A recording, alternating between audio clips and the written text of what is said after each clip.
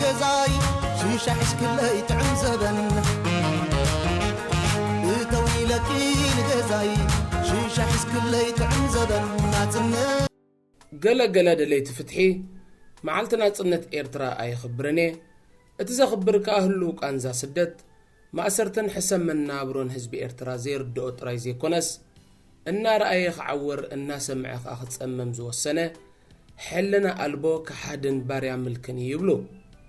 بانصارو قلا دقفتت بإيرترا سلطان جبيتو زلو سرعتن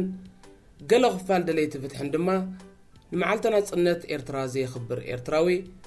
أبصورا وقالسون لولاونت إيرتران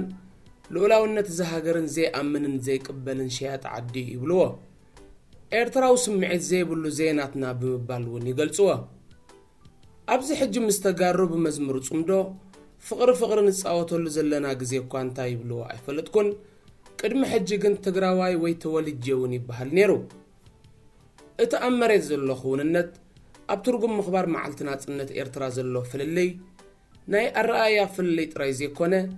መልክዕ ደማው ምትፍናን ዝሓዘ ኮይኑ እቲ ማንም ኤርትራዊ ዜጋ ዝብል ውልቀሰብ ክግዛኣሉ ዝግደድ ሓቂ ግን እንታዩ ኣብዚ ክግዛኣሉ ዝግደድ ዝብል ቃልእቲ ናዮ ዘለና ናጽነትን ሉላውነትን ኤርትራ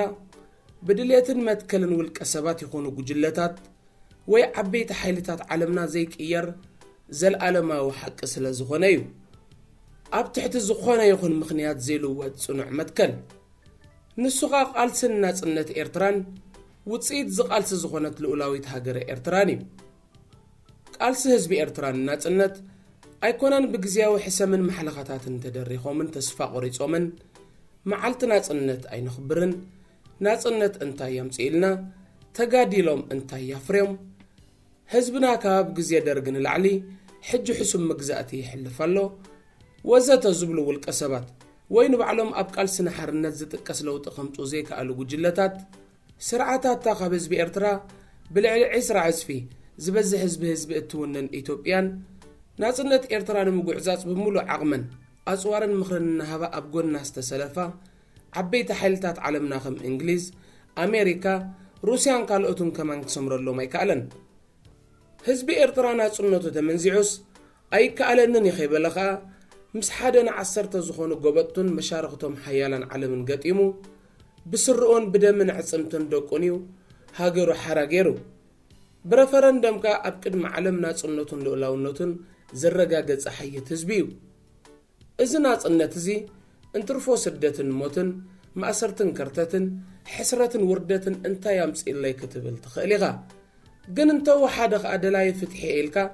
علامة زلو قال سختك قالس جيركالو كمز مثلا دلاي فتح انتوينكا نيرترا تبهال هاجرن حزبن فتح نخركب يخاتك قالس زلغا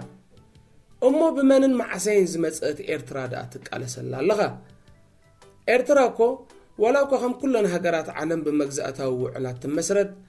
كلن هاجرات عالم بفلايك أحواتنا هاجرات أفريقيا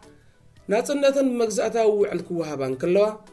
إيرترا هاجرنا جن بشرحتها بتقوانة أب أفريقيا العلس الوازن برا إثيوبيا بفلايك مرحى نجوس هايل سلاسن بدقف إنجليزن أمريكان بتصمم إذن حبرات هاجراتن أب تحت إثيوبيا بفدرشن كتم محدر يقباي زي بهالو فرد استفردت هاجريا هايل سلاسي غاخيدون جاي فدرشن أفريسو حنسابن حوارن أب تحت جزءات إثيوبيا أتيوا مبل 14 تقلاي جزءات إثيوبيا أخوينا كل النيرا مالتيو لكع كم تجراين أمحران إذا هو حط لهم زي كألا أبوتاتنا نديتاتنا تقالي سوم كاب كل الزبل كتسلسم نبهاجر زبل كبر سيامة السجاجي روما سلازم زعبا إيرترا تبها الهاجر نزارب كساب زحلنا إذا هاجر زي أغا اتعلتا لديتا زخون عسان 4 قنبوش حين تعتم إتنتيس عن حدن معالتنا صنتا خبكونن إيرتراويان زيكاتات إنا نبل انتلنن ندقف نقاوم معالتنا صنتا خنخبر قدن يخون أبزقنا صنت إيرترا حدا إثيوبيا وبو شعبية أسمرا مسأتو خم قلع الكيسيلو خزارب سميعي ونيرا إثيوبيا وخينو إيرتران بحران أكال إثيوبيا هاجرون خدكون استقبر قلسي فشيلون تلك أساز التحزي كونن نسو خلق أسن كولغن إيرتراويان ناس أنتهم بقل سمام سلاز تشبطو بحاقوس يزولون يسعسعون نيرم ስለዚህ ንመዓልቲ ናጽነት ኤርትራ ኣይኣምነሉን ወይ እውን ኣይኽብሮን ይኽትብልን ከለኻ ብፍላጥ ይኹን ከይተረዳእካ ኣብቲ ኤርትራ ኣካል ኢትዮጵያ ዝብል አንድነታዊ ኣተሓስባ ትርዕም ኣለኻ ማለት እዩ ከይተረዳእካ ዝረዓምካዮ እንተኾንካ ኣመለኻኽታኻ ክትቅይር ግዜኡ ይመስለኒ ተረዲእካ እንከሎ ብፍላጥ ትገብሮ እንተለኻ ከዓ እቲ ኤርትራን ህዝባን ፍትሒ ክረክብ ኣለዎ ዝብል ቃልስኻ ኤርትራ ናብ ወላዲት ሃገራ ኢትዮጵያ ክትምለስ ኣለዋ ብዝብል ይተካ እወ ኤርትራ ነፃን ልኡላዊትን ሃገር ዘይኮነት ኣካል ኢትዮጵያ ኮይና ክትቅፅል ነይርዋ እዚ ናይ 30 ዓመታት መሪር ቃልስን ዝተኸፍለ ከቢድ መስዋዕትን ኣየድልን ነይሩ ትብል እንተለኻ ከዓ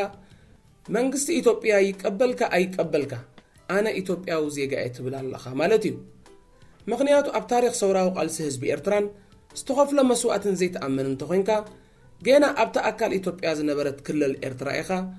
ንሕሉፍ ተመሊስካ ብሕልመት ነበር ዘለኻ እቲ ማንም ሓይሊ ዘይቅይሮ ውዱዕ ሓቂ ግን ኤርትራ ብደም ደቃ ልኡላዊት ሃገር ኮይና እያ ህዝባ ይጥዓሞ ይሕሰሞ ኣብ ዓይኒ ዓለም ህዝቢ ዛ ልኡላዊት ሃገር ኤርትራ እዩ እዞም ኣህዛብ ኤርትራውያን ይበሃሉ ኣነ ኤርትራዊ ኢሎም ከዓ ብጽሑፍ ብቃልን ብግብርን ነብሶም የላልዩ እዚ መርገጽ እዚ ከምቲ ኣብ ፖለቲካዊ ኣረኣያና ፍልልይ ናይ ሓሳባት ክነኽብር ኣለና እንብሎ ዘይኮነ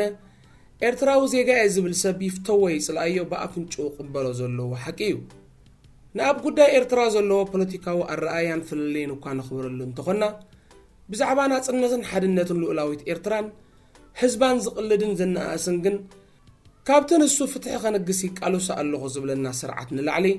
ከም ጸላኢና ክንሪኦ ክንግደድ ኢና ማለት እዩ ልክዕ ከምትን ዝበረቐት ፀሓይ ስለ ዘይማእመአቶ ከዕርባ ዝኽእል ሓይሊ ዘየለ ነቲ ህዝቢ ኤርትራ ን30 መረርቲ ዓመታት ተቓሊሱ ዘምጽኦ ናጽነቱ ከዓ ስለ ዘይማእመኦ ቅይሮ ዝኽእል ማንም ሓይሊ ኣብዛ ምድሪ የለን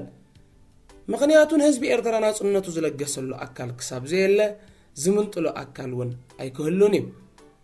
ኣብ ናጽነቱን ግዝኣታዊ ሓድነቱን ዘይቅየር ናይ ሓባር መርገጺ ኣለዎ ዝሓበረ ህዝቢ ከዓ ሰዓሪ የብሉን ብዓንደ ርእሱ ከዓ ደላይ ፍትሒ ኤርትራዊ እናበለ ንናጽነት እዛ ኽብርቲ ሃገር ዘይኣምን ናይ ኤርትራ ዜግነቱ ብተበግሱ ክሓኮ ጥራይ ዘለዎ ከም ኣብነት ገለ ክፋል ህዝቢ ዩክሬን ኣካል ሩስያ ክትከውን ከም ዝሓሪ ይንገረሉ ሩስያን ብዙሓት ወገናትን እውን ኣረጋጊጾሞ እንተኾነ ዝበዝሕ ህዝቢ ዩክሬን ኣብ ነፃን ልኡላውነትን ዩክሬን ይዝኣምን ንግዝኣታዊ ሓድነት ሃገሩ ንምሕላው ከዓ ኣብ 21 ክፍለ ዘመን እቲ ዝዓበየ መስዋዕትን ሃገሩ ይኸፍል ኣሎ ናይ 20 ክፍለ ዘመን ዝዓበየ መስዋዕትን መሰል ርእሰ ውሳኔኡ ዝኸፈለ ህዝቢ ከዓ ህዝቢ ኤርትራ ጥራይ እዩ ሰውራ ኤርትራ ናይ ኢሳያስ ሰውራ እዩ ንውልቃዊ ረብሒ እዩ ተቓሊሱ እናበሉ ንዋጋ መስዋዕቲ እዚ ህዝቢ ዘቆናጽቡን ትርጉም ኣልቦ ዝገብሩን ወገናት እውን ሰሚዕኩም ትኾኑ ኢኹም ብርግጽ ኢሳያስ ከም ላዕለዋይ መራሒ ሰውራ ኤርትራ ኣብ ተቓልሲ ዓቢ ጽልዋን ኣበርክቶን ነይርዎ እዩ ብዘይ ብሱሉን ሓያልን መሪሕነት ኣይኮነን ዓርሞሽ ጸላኣ ስዒርካ ሃገር ክተምጽእ ሓዳር ጌርካ ቆልዑ ክትዕብውን ስለ ዝኸብድ ከዓ ናይ ኢሳያስን ንሱ ዝመርሑ ሓያል መሪሕነትን ምምእዛን ፈጺሙ ቀሊል ኣይነበረን እቲ መስተንክራዊ ዓወታት መስዋዕቲ ስንክልና ቆራጽነት ጅግንነት ወዘተ ግን ኣቦታትናን ኣዴታትናን እዮም ፈጺሞሞ ህዝቢ ኤርትራ ነዚ ቃልሲ እዚ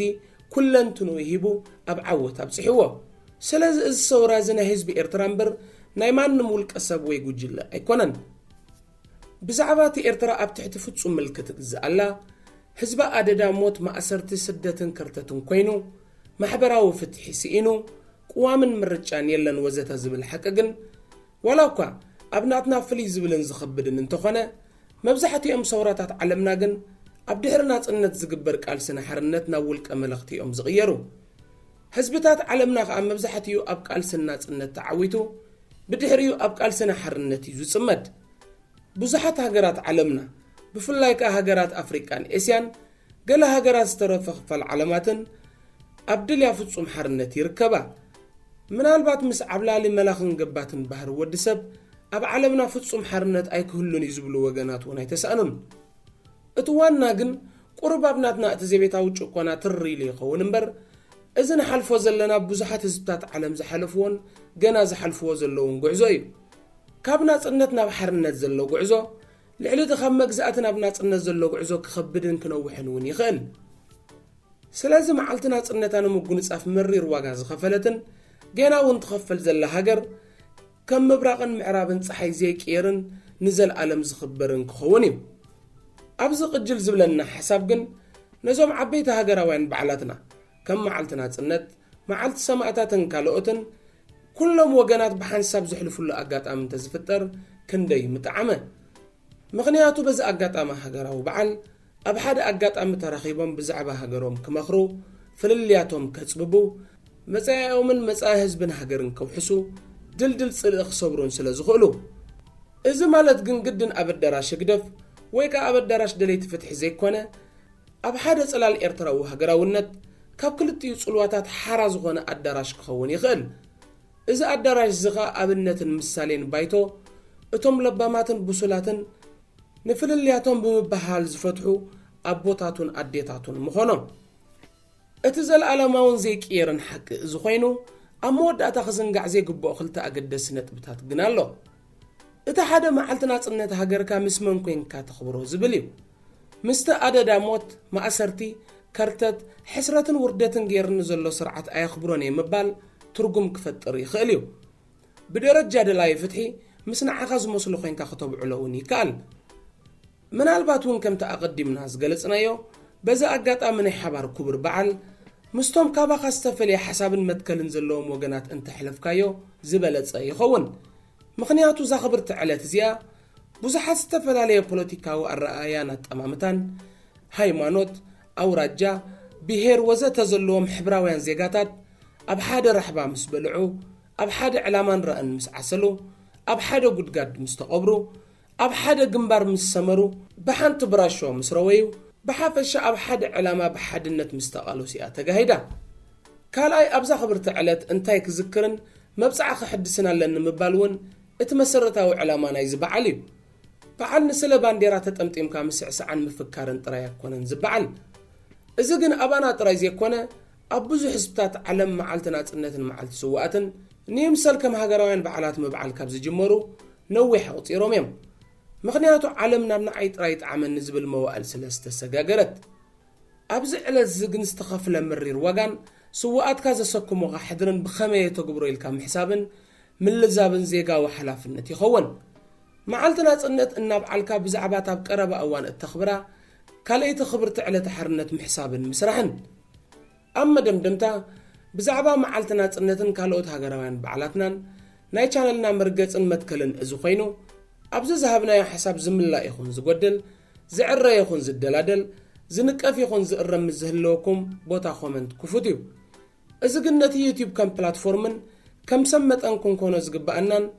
ካብ ጸቢብ ኩርኒዒ ዘለዎም ጸርፍን ዘለፋን ወፂና ብደረጃ ሃናጽ ሓሳባትን ርእቶታትን ክኸውን ይግባእ ኤርትራ ከም ዓወት ናጽነት ዓወት ሓርነት እውን ክትጎናጸፍ እያ ኤርትራን መዓልቲ ናጽነት ኤርትራን ንዘለዓለም ከቢረንን ተሓፊረንን ይንበራ ዘለዓለማዊ ዝኽርን ክብርን ንስዋኣትና መሳኹም ጽናሕኹ ኣዳላውን ኣቕራብን ናይ ዝመደብ ሓዊኹም ምስጉን ኣብርሃየ ብኻልእ ኣገዳስ ዛዕባ ክሳብ ንራኸብ ኣብ ዘለኹሞ ሰላምን ጥዕናን ዕቤትን ንምንየልኩም ሰሰናዩ